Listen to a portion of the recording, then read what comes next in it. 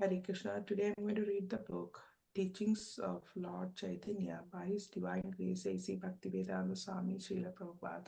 Srila Prabhupada ki jai.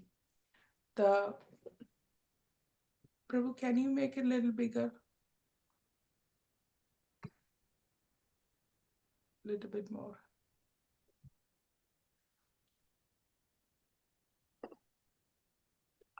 One second.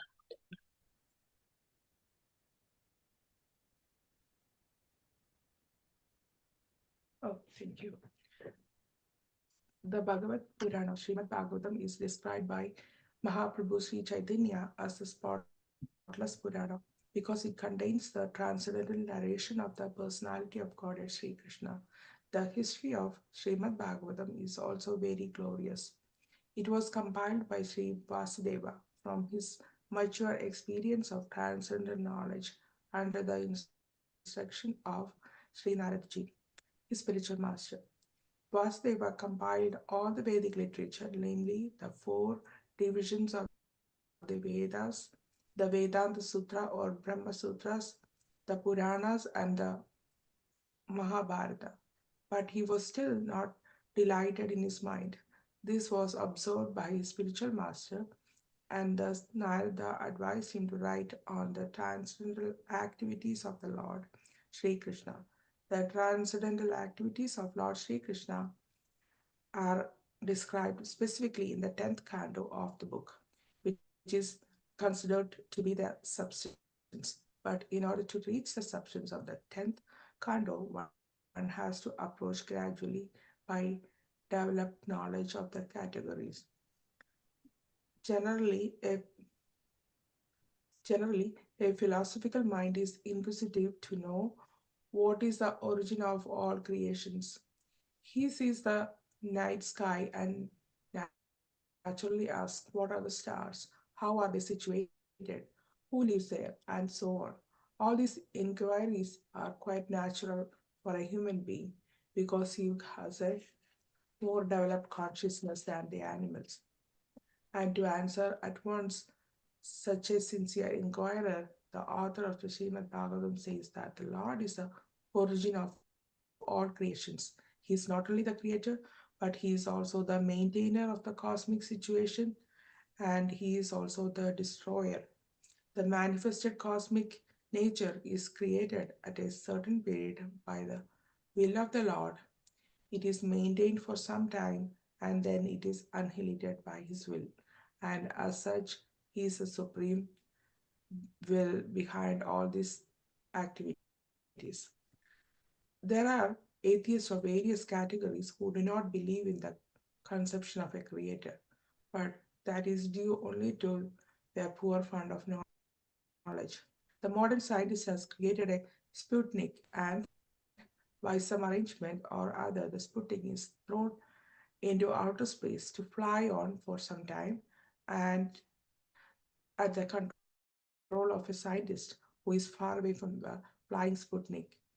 All the universes with innumerable planets within them are similar to the Sputniks and are controlled by the personality of Godhead.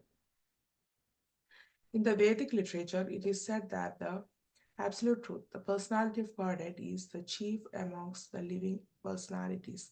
All living beings, from the first created being Brahmaji down to the smallest ant, are all individual living beings. And above Brahmaji, there are many other living beings with individual capacities, and the personality of Godhead is also a similar living being, as individual as the other living beings.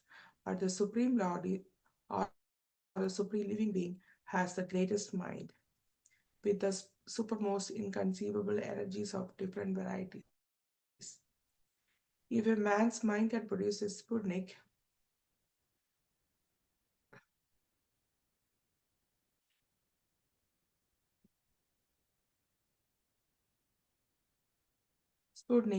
um, we can very easily imagine that minds higher than man's can produce similar other wonderful things far superior to the man-made Sputniks.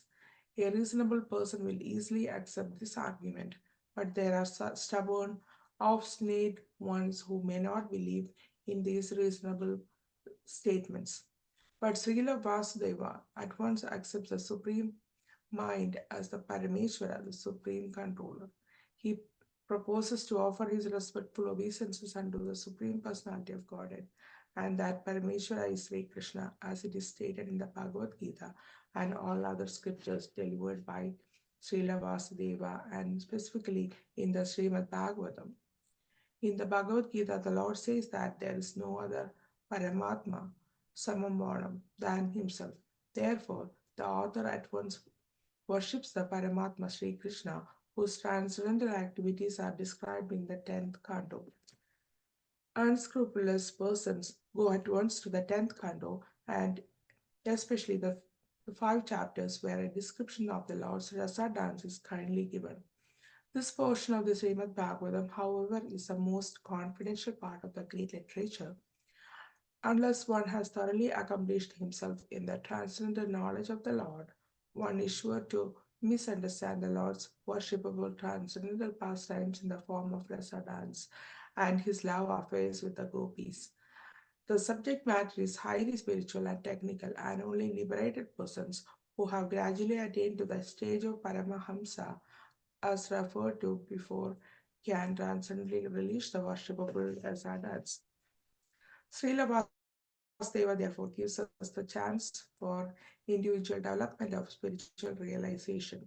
Before we can actually relish the essence of the pastimes of the Lord, he therefore purposely invokes the Gayatri Mantra, Dhimahi. The Gayatri Mantra is meant for the spiritually advanced people. When one has attained success in the matter of chanting the Gayatri Mantra, he can enter into the transcendental position,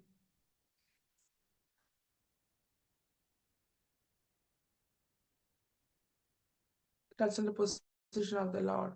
One must acquire the Brahminical qualities or be perfectly situated in the quality of goodness of the modes of material nature in order to chant the Gayatri Mantra successfully and then attain to the stage of transcendently realizing the Lord, His name, His fame, His qualities, etc.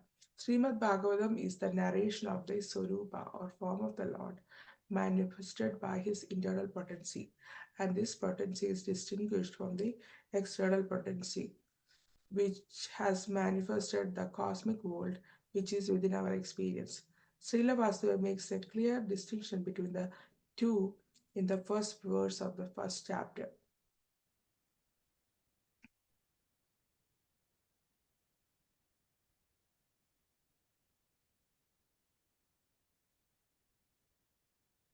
In summary, this chapter describes the glories of Srimad Bhagavatam. Srimad Bhagavatam is compiled by Srila Vasudeva under the instruction of his spiritual master Nad Muni. Srila Vasudeva compiled all the Vedic literature such as Vedanta Sutra, Puranas, and Mahabharata, but he was still not very happy. So his spiritual master, Narada Muni, asked him to write the transcendental activities of Lord. That's how Srimad Bhagavatam was created. The transcendental activities of the Lord are described in the 10th chapter of Srimad Bhagavatam. Srimad Bhagavatam underscores that the Lord is the creator, maintainer, and the destroyer. The cosmic nature is created by the will of the Lord, maintained and then annihilated by his will. Krishna is the chief amongst the living beings, from Brahmaji to the small ant. All are individual living beings. Supreme Lord is also a living being, but the Lord has inconceivable energies of different varieties. Sri Krishna is the Paramahamsa. In the 10th canto, 5th chapter, Lord's Rasa dance is described. People can misunderstand this pastime. One has to attain gradual transcendental knowledge in order to understand this essence. Gayatri Mantra is meant for the spiritually advanced devotees. We have to be in the mode of goodness in order to chant the Gayatri Mantra.